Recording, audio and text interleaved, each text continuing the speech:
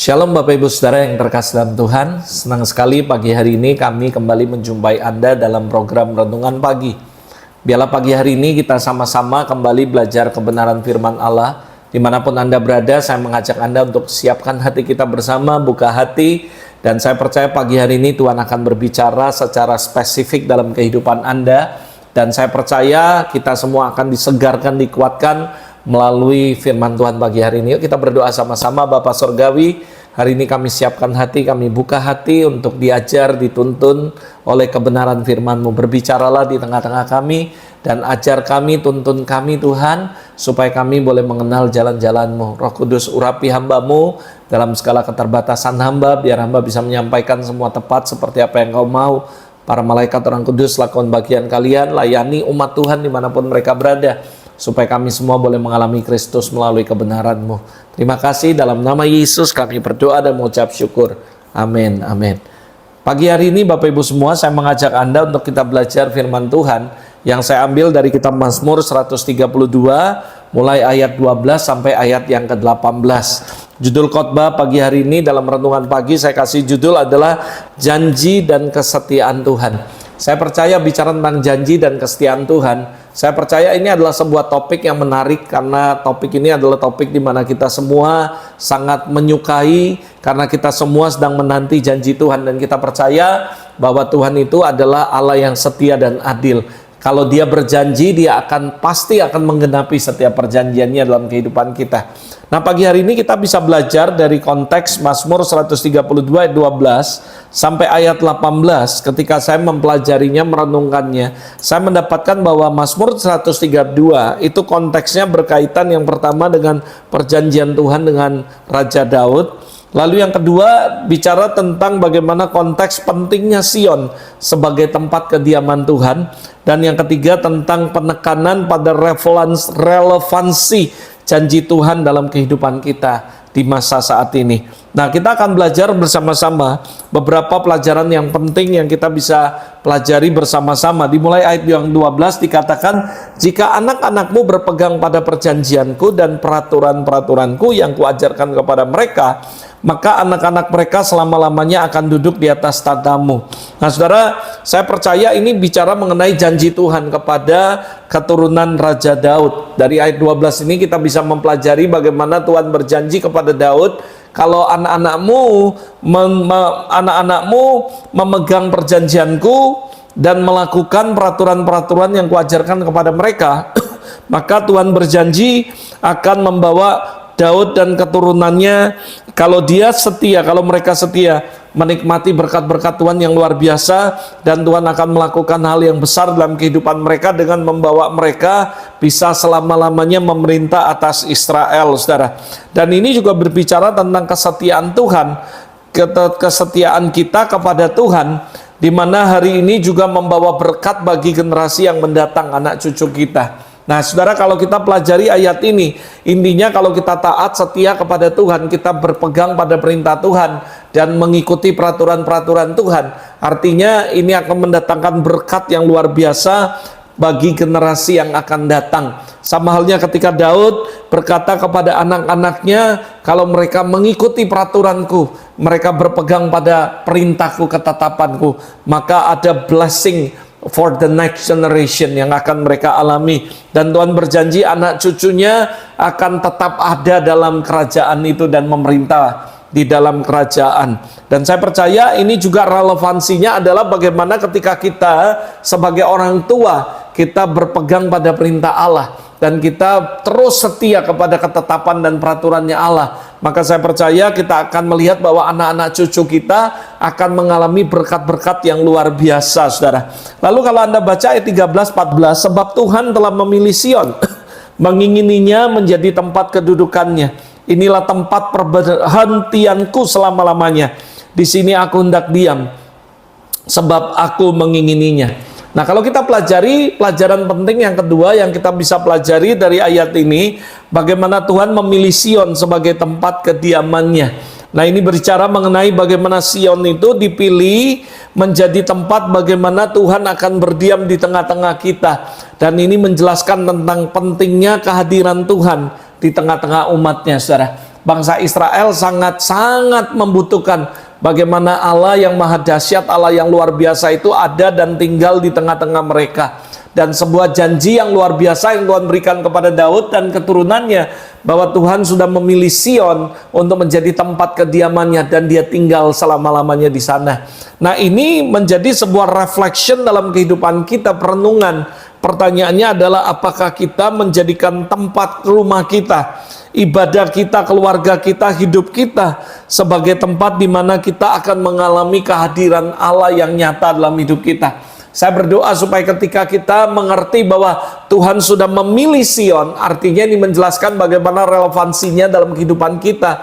Bagaimana Tuhan berkata, aku sudah memilih keluargamu, aku sudah memilih gerejamu, aku sudah memilih tempat usahamu, tempat ibadahmu, menjadi tempat aku hadir selama-lamanya. Dan itu adalah berkat yang sangat luar biasa ketika Tuhan memilih tempat di mana kita tinggal, keluarga kita menjadi tempat kehadiran Allah. Saya teringat tiba-tiba dalam Kolose 1, saudara, kalau Anda pelajari, ada sebuah rahasia yang tersembunyi dari abad ke abad, dari turunan ke turunan, yang suatu ketika akan dinyatakan, disingkapkan, dibukakan bagi generasi yang akan datang. Yaitu apa, saudara? Sebuah hope of glory, di mana Tuhan ada di tengah-tengah kita. Dan itu adalah rahasia yang luar biasa sekali, saudara. Dan saya percaya inilah the secret, saudara, yang luar biasa. Bagaimana ketika kita menjadikan rumah kita menjadi tempat kehadiran Allah, kediaman Allah. Kita menjadikan tempat usaha kita, tempat kita bekerja menjadi kehadiran Allah di tengah-tengah kita. Kita menjadikan gereja di mana tempat kita melayani menjadi rumah Allah, dan Allah berdiam selama-lamanya di tempat itu, saudara. Dan itu adalah hope of glory. Bagaimana itu adalah hal yang luar biasa yang harus kita rindukan dalam kehidupan kita. Reflection ini membawa saya untuk merenungkan apakah tempat di mana saya melayani di gereja itu bisa dipilih Allah menjadi tempat kediamannya. Itu membuat saya berpikir dan merenung gimana caranya, sehingga Tuhan berkata, rumahmu Robert, aku pilih untuk menjadi tempat kehadiranku, dan aku akan hadir di situ selama-lamanya. Tentu tidak mudah, ada pengorbanan, ada hal-hal yang mesti kita perbaiki dari kehidupan kita. Tapi alangkah luar biasanya ketika Anda bisa merenungkan ini dan merealisasikannya, bagaimana Anda bersungguh-sungguh taat kepada Allah, memegang segala peraturannya, perintahnya, hidup berkenan kepada Allah. Sehingga suatu ketika Allah datang dan Allah berkata, aku sudah pilih rumahmu, aku sudah pilih tempat usahamu, aku sudah memilih tempat di mana Anda melayani menjadi tempat aku hadir selama-lamanya.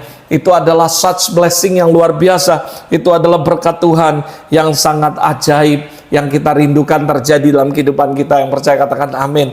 Lalu kalau kita baca ayat 15, ayat 16, dikatakan perbekalannya akan kuberkati dengan limpahnya, orang-orangnya yang miskin akan kukenyangkan dengan roti, imam-imamnya akan kukenakan pakaian keselamatan, dan orang-orangnya yang saleh akan bersorak-sorai dengan girang.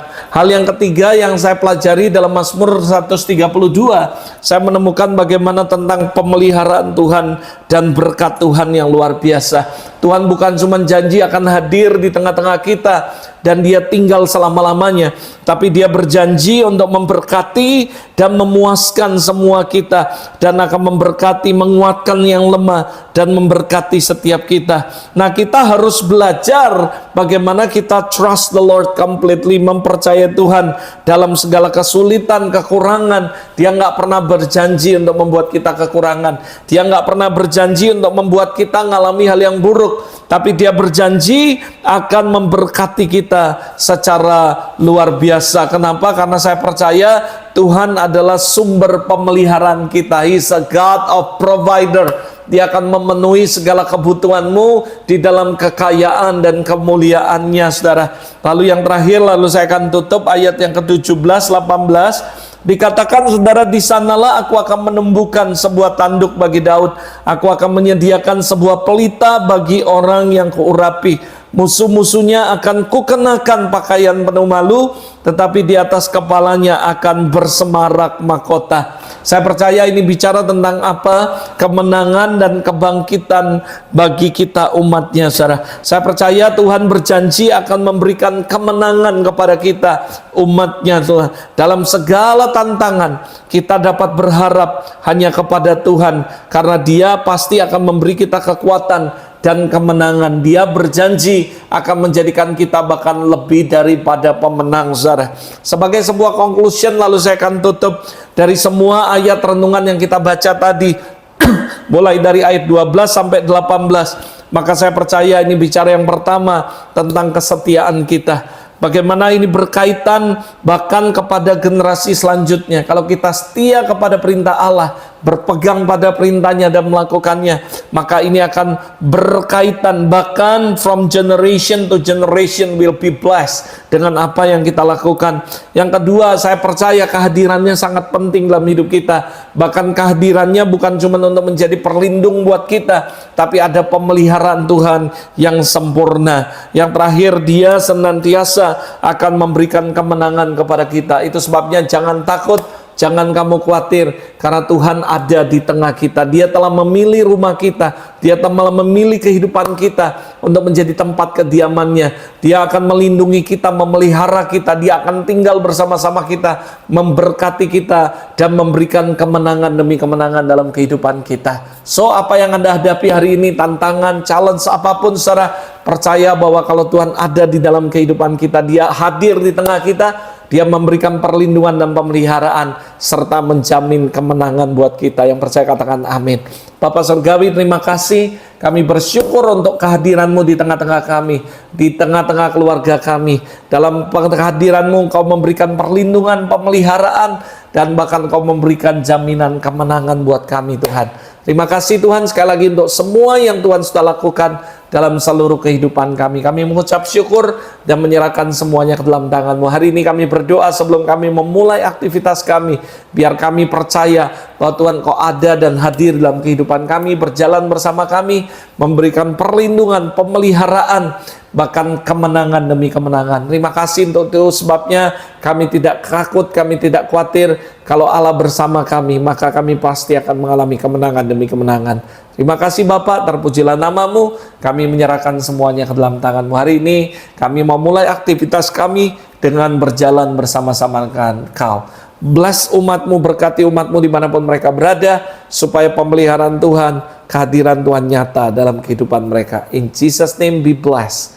Amen. Amen. God bless you. Saya yakin dan percaya bahwa Allah sudah memberikan kemenangan buat kita. So jangan takut, maju terus, semangat, karena Tuhan memberi kemenangan yang luar biasa buat kita. God bless you. Have a great day with Jesus this morning, dan see you dalam program Renungan Pagi berikutnya. God bless you.